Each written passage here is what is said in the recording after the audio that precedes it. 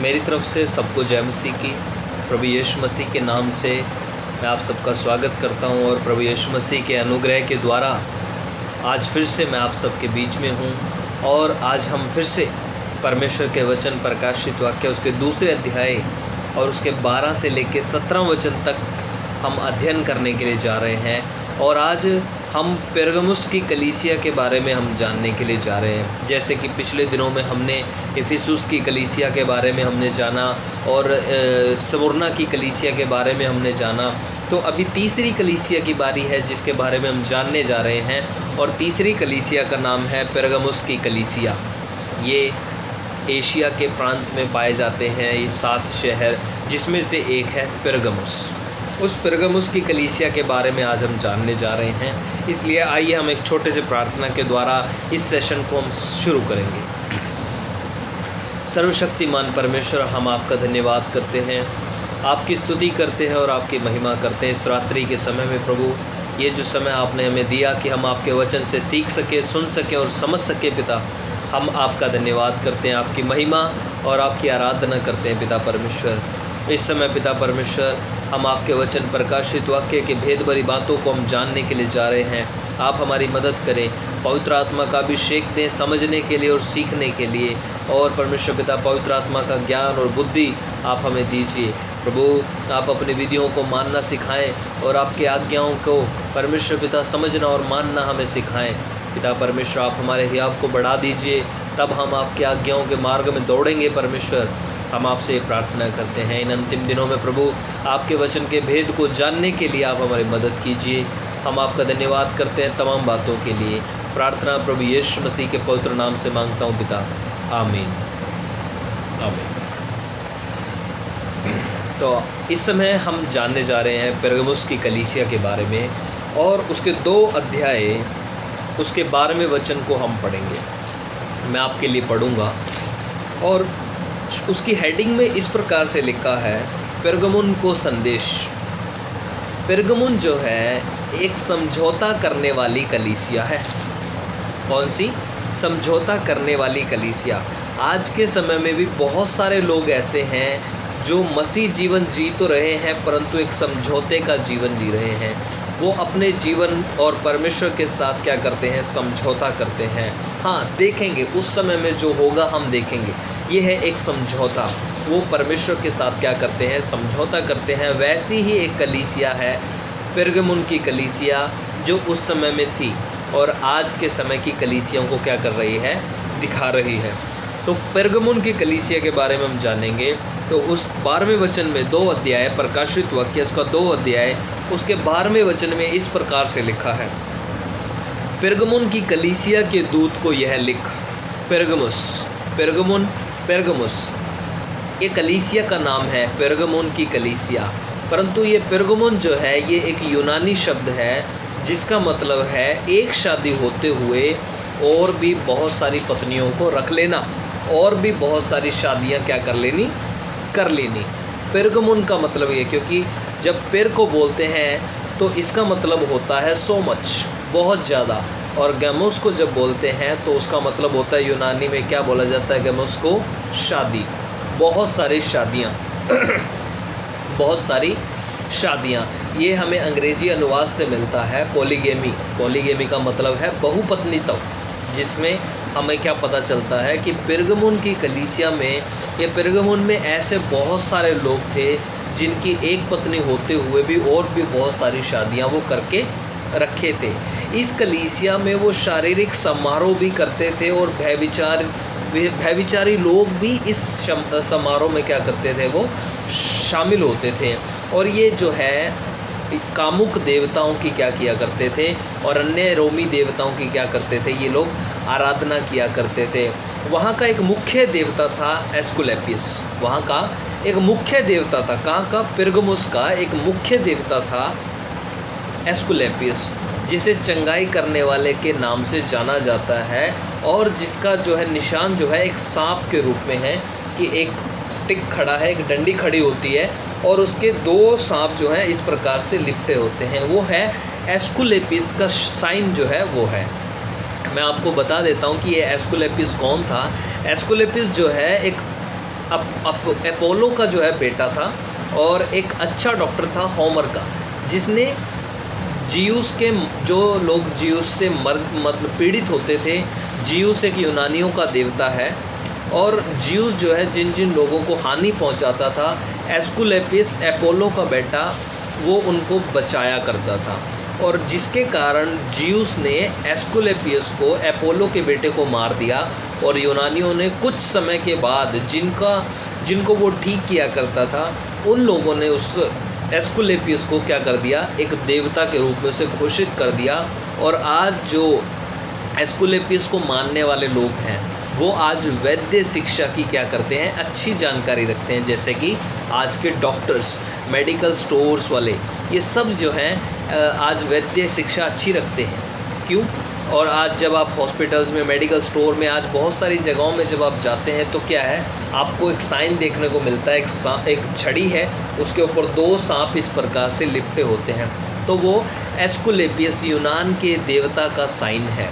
और बहुत से देशों के सिक्कों पे भी इस निशान को मिलता, ये निशान हमें मिलता है। और ज़्यादातर लोग, वैद्य लोग क्या है, इस निशान का इस्तेमाल करते हैं।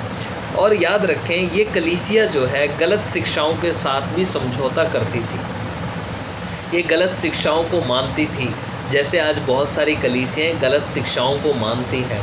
जिस प्रकार से अभी मैंने फ़िलहाल में एक वीडियो देखा जहाँ पर परमेश्वर के एक दास हैं, अब उनको परमेश्वर का दास बोलूँ या कुछ और बोलूँ, तो वहाँ पे उन्होंने कहा, डैनियल राज नाम है उनका और वो मुंबई से हैं।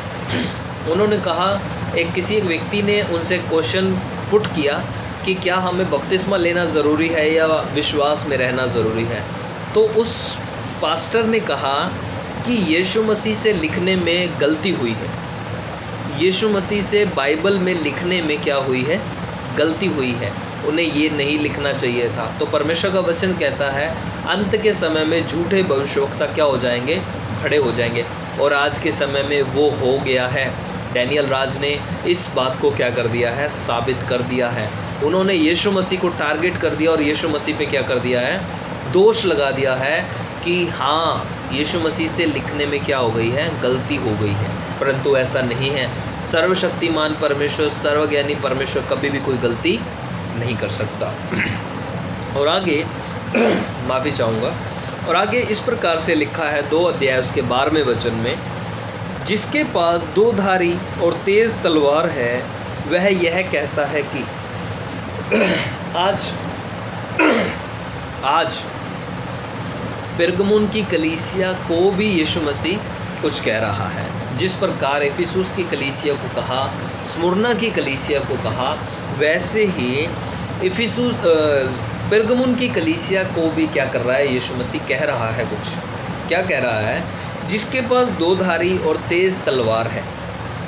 2 धारी तलवार, ये यीशु मसीह का स्वभाव है कलीसिया के लिए, कि वो 2 धारी तलवार के समान है पेरगमुन की कलीसिया के लिए। यीशु जो है परमेश्वर का वचन है और वो एक 2 धारी तलवार के समान है। जैसे अगर हम इफिसियों उसका 6 अध्याय उसका 17 वचन अगर हम पढ़ लें, तो मैं आपके लिए पढ़ देता हूँ।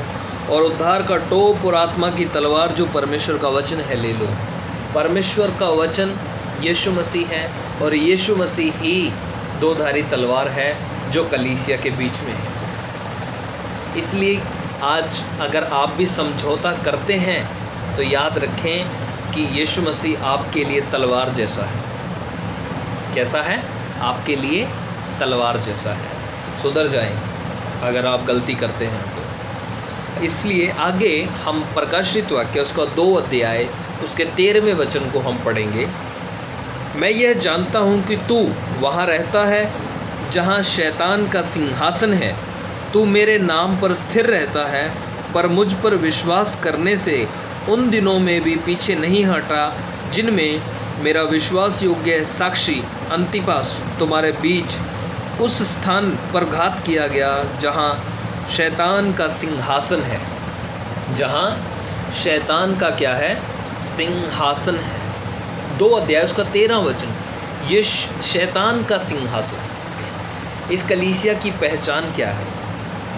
शैतान का सिंहासन। इस कलीसिया की पहचान आपको मैं बताने जा रहा हूँ। पेरगमुस जो है मूर्ति पूजा का और शासकों की आराधना का केंद्र बिंदु था। पेरगमुस एक शहर जो है वो मूर्ति पूजा और रोम के शासकों का क्या करता था, आराधना करता था, और वो वहाँ का मिड पॉइंट था, केंद्र बिंदु था। और आगे परमेश्वर का वचन इसी वचन में क्या कह रहा है, अंतिपास और मुझ पर विश्वास करने से उन दिनों में मैं भी पीछे नहीं हटा जिनमें मेरा विश्वास योग्य साक्षी अंतिपास जो है पहला एक सेवक था जो एशिया में विश्वास के कारण मारा गया। अंतिपास एक ऐसा परमेश्वर का दास था जो पूरे एशिया में सबसे पहली बार मारा गया यीशु मसीह पर विश्वास रखने के कारण। इसका अर्थ है कि आप दुष्ट परिस्थितियों में भी जी रहे हैं जहां यीशु की नामधराई होती है, जहां शैतान का क्या है, सिंहासन है, शैतान का सिंहासन है। इसका मतलब क्या है कि आप ऐसे लोगों के बीच में जी रहे हैं, आप ऐसे लोगों के बीच में चल फिर रहे हैं, आप ऐसे लोगों के साथ समझौता कर रहे हैं जो लोग क्या है, दुष्ट है, जहाँ की परिस्थितियाँ दुष्ट हैं और जहाँ यीशु मसीह की नामधराई होती है, जहाँ शैतान का सिंहासन है। यीशु मसीह इस कलीसिया की पहचान है। ये ऐसे लोगों के बीच में जीने वाली कलीसिया थी जहाँ यीशु मसीह की नामधराई होती थी, अर्थात जहाँ पर शैतान का क्या था, सिंहासन था, जहाँ शैतान का सिंहासन है। और इस कलीसिया की पहचान है ही। क्या आज आपके बीच में भी ऐसी ही पहचान आपने बना रखी है अपनी? क्या आप भी समझौता करने वाले लोगों के साथ उठते बैठते हैं? क्या आप भी उस स्थान में जीते हैं जैसे लूत सदोम और अमोरा में जी रहा था, जहाँ शैतान का सिंहासन है, जहाँ यीशु मसीह की नामधराई है? क्या आप भी वैसे ही स्थान में जी रहे हैं? क्या आप भी वैसे ही लोगों के साथ चल फिर रहे हैं? क्या आप वैसे ही लोगों के साथ उठ बैठ रहे हैं? अगर ऐसा है तो आपको अपनी पहचान बदलने की ज़रूरत है। नहीं है तो यीशु मसीह तलवार के साथ आपकी पहचान को बदलेगा। हालेलुया।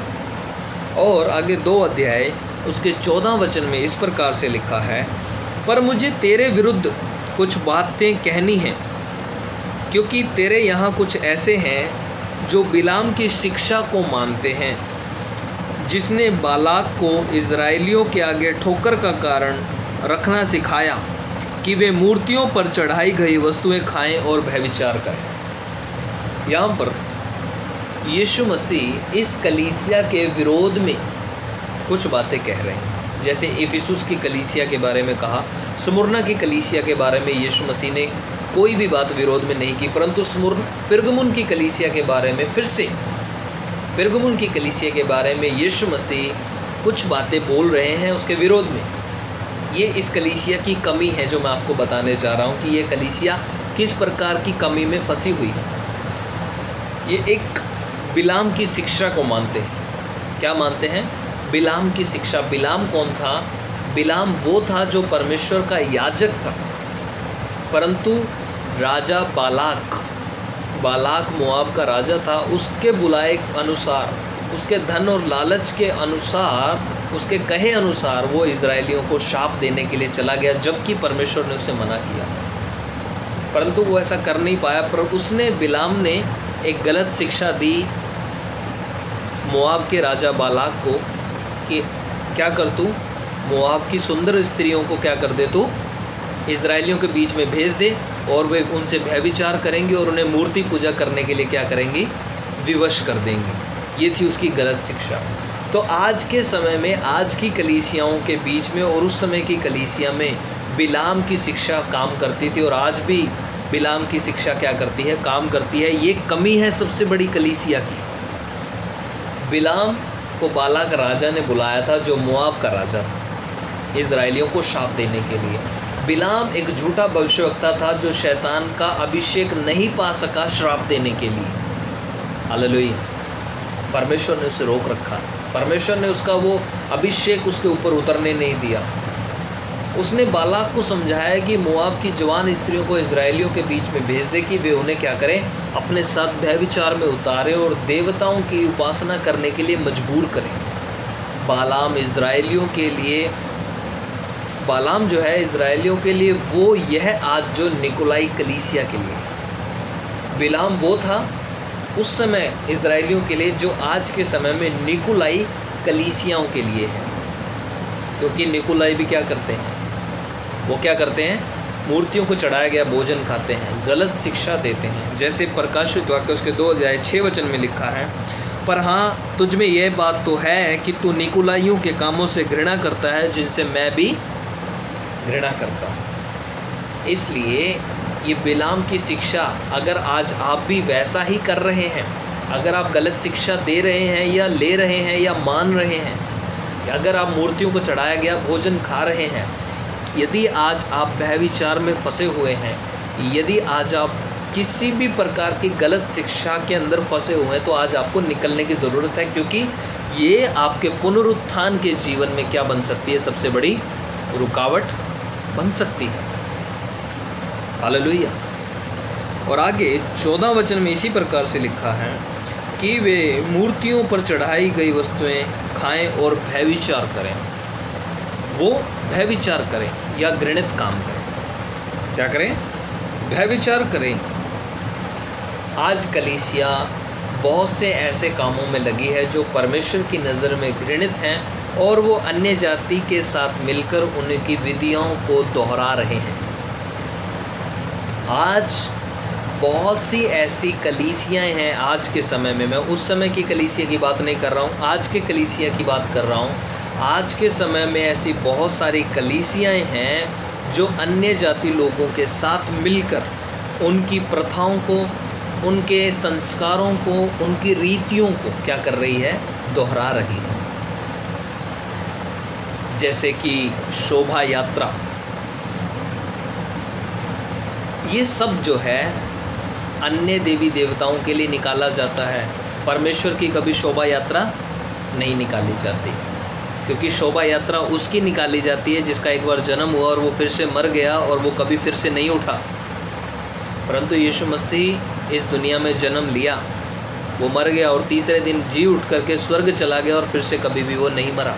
वो अनंत है, वो अनादिकाल है, इसलिए उसकी कभी भी शोभा यात्रा नहीं निकाली जा सकती। उसका जन्मदिन कभी भी मनाया नहीं जा सकता, क्योंकि जन्मदिन इंसान का मनाया जाता है, सर्वशक्तिमान परमेश्वर का नहीं। आगे 2 अध्याय उसके 15वें वचन में हम पढ़ेंगे, प्रकाशित वाक्य उसका 2 अध्याय उसका 15 वचन।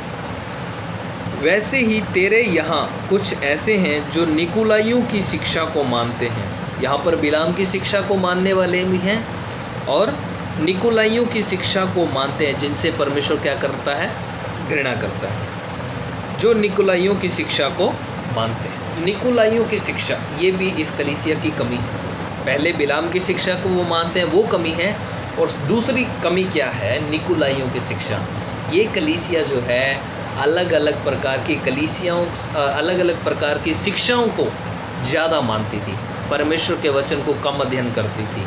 आज के समय की कलीसिया भी कुछ ऐसी हैं, परमेश्वर के वचन को कम अध्ययन करते हैं, परंतु आगे परमेश्वर के जो दास लोग हैं, ज़्यादा पास्टर लोगों को सुनना आज लोग क्या करते हैं, पसंद करते हैं। निकोलाइयों की शिक्षा, क्या आज आपकी कलीसिया समझौता करती हैं?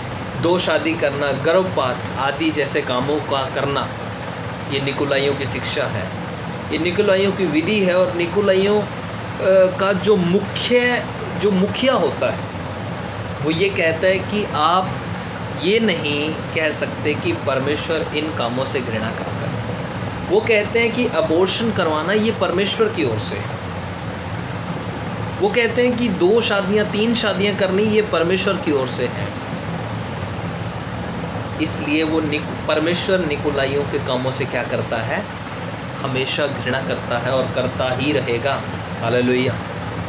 यदि आज आप भी ऐसा काम करते हैं, अबॉर्शन करवाते हैं, या आप एक शादी को छोड़ के दूसरी शादी कर रहे हैं, या एक शादी होते हुए दूसरी शादी का आनंद ले रहे हैं, तो याद रखें आप निकोलाइयों के कामों में पड़े हैं, जिनसे परमेश्वर घृणा करता है। आपसे परमेश्वर घृणा करता है यदि आज आप इस प्रकार के बंधन में या इस प्रकार की शिक्षा में पड़े हुए हैं। अपने आप को सुधारने की आपको ज़रूरत है, नहीं है तो नरक के कीड़े आपका इंतज़ार कर रहे हैं। 2 अध्याय उसका 16 वचन हम आखिरी में आ चुके हैं। उसके 2 अध्याय उसके 16 वचन को यदि हम पढ़ें तो परमेश्वर का वचन यहाँ पे क्या कहता है? अतः मन फिरा, नहीं तो मैं तेरे पास शीघ्र ही आकर अपने मुख की तलवार से उनके साथ लड़ूंगा। ये करने वाला काम है इस कलीसिया के लिए, ये इस कलीसिया के लिए करने वाला काम है मन फिरा। इस कलीसिया को मन फिराना होगा। इस कलीसिया को आज मन फिराने की ज़रूरत है। यदि आज आप भी पेरगमुन की कलीसिया के समान जीवन जी रहे हैं तो आपको भी आज क्या करना पड़ेगा? मन फिराना होगा। मैं युद्ध करने के लिए आ रहा हूँ। यीशु मसीह क्या कहता है? नहीं तो मैं तेरे पास शीघ्र ही आकर अपने मुख की तलवार से उनके साथ लड़ूंगा। वो युद्ध करने के लिए आ रहा है। यीशु मसीह कह रहा है कि मैं लड़ूंगा। परमेश्वर उनके ऊपर अपनी जलजलाहट को डालेगा जो मन नहीं फिराते। जैसे 2 थिस्सलुनीकियों उसके 2 अध्याय उसके 8 वचन में यदि हम पढ़ें तो वहाँ पे इस प्रकार से लिखा है, मैं आपके लिए पढ़ देता हूँ। 2 थिस्सलुनीकियों 2 अध्याय उसका 8 वचन।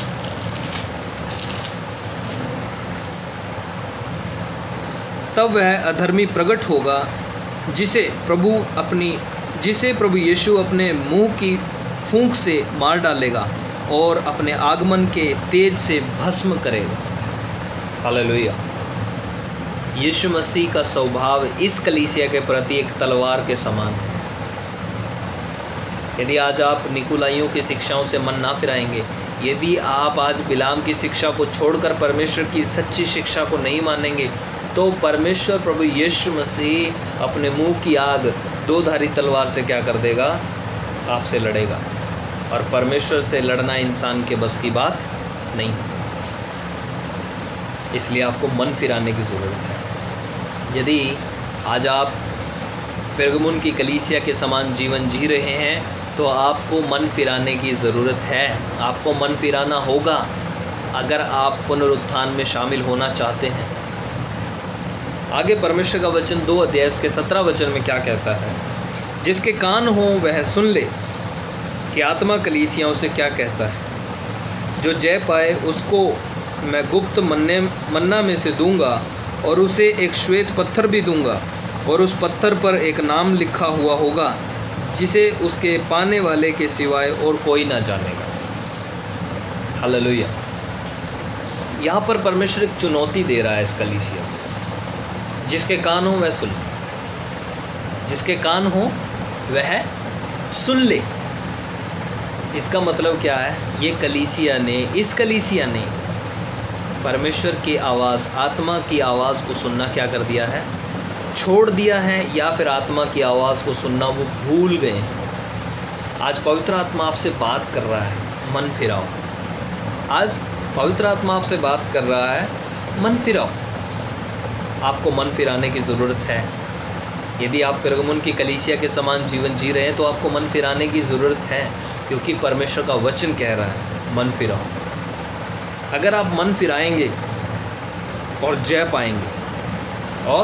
जय पाएंगे तो परमेश्वर ने आपके लिए इनाम और वायदा रखा है। क्या दूंगा मैं? गुप्त मन्ना दूंगा। क्या दूंगा? गुप्त मन्ना। यीशु मसीह ही स्वर्ग की रोटी है, क्योंकि वही स्वर्ग से उतरी। जो उसे खाए और उसके खाने के बाद आप किसी वस्तु को खाने की ज़रूरत नहीं पड़ेगी। जब आप यीशु मसीह, जब आप प्रभु भोज को जब आप लेते हो, वो आपने क्या किया है? यीशु मसीह की देह को खाया है और यीशु मसीह के लहू को आपने क्या किया? अपने जीवन में स्वीकार किया, आपने पिया है।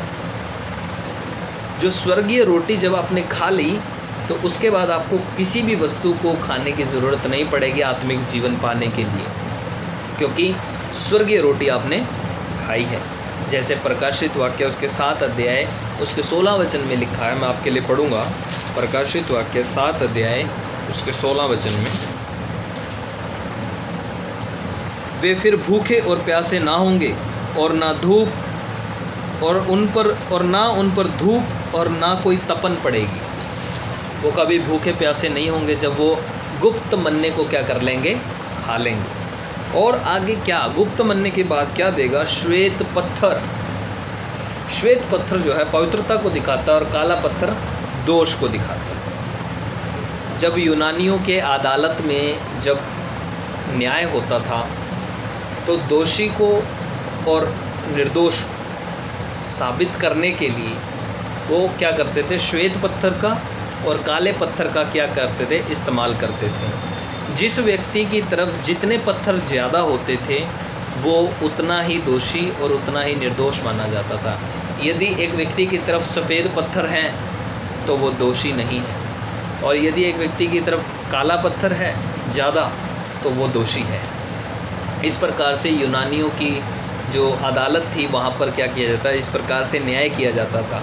तो श्वेत पत्थर आपके धर्मी होने को दिखाता है। यीशु मसीह आपको श्वेत पत्थर देगा, मीन्स कि आप एक धर्मी व्यक्ति हो। वो आपका सबूत होगा जो यीशु मसीह से आपको मिलेगा कि आप एक धर्मी व्यक्ति हो। परंतु उससे पहले आपको मन फिराना होगा, उससे पहले आपको बिलाम की शिक्षाओं को छोड़ना होगा, उससे पहले आपको निकुलाइयों की शिक्षाओं को छोड़ना होगा, उससे पहले आपको मन फिराकर यीशु मसीह के पास आना होगा। और फिर एक नया नाम भी यीशु मसीह देगा। श्वेत पत्थर दूंगा, उस पत्थर पर एक नाम लिखा हुआ होगा। एक नया नाम भी यीशु मसीह देगा। नया नाम तब मिलेगा जब हम स्वर्ग राज्य में होंगे। हालेलुया। नया नाम भी आपको तब मिलेगा जब आप स्वर्ग राज्य में होंगे, अन्यथा नरक में किसी भी प्रकार का नया नाम नहीं मिलेगा। इसी पुराने नाम के साथ आप नरक में क्या कर दिए डाल दिए जाओगे। इसलिए आज आपके पास समय है, आज आपके पास टाइम है, आज आपके पास दिन है, आज आपके पास रात है। मन फिराकर परमेश्वर की ओर लौट कर आ जाओ, तब परमेश्वर आपको गुप्त मन्ना देगा, श्वेत पत्थर देगा और नया नाम देगा। और तीसरी बात कि वो आपको अनंत जीवन देगा। नहीं है तो इसी शरीर के साथ हमेशा नरक में तड़पना होगा। इसलिए मन फिराएं और परमेश्वर की ओर आ जाएं। पेरगमुन की कलीसिया के समान जीवन ना जिए। प्रभु आप सबको आशीष दे। सबको जय मसीह।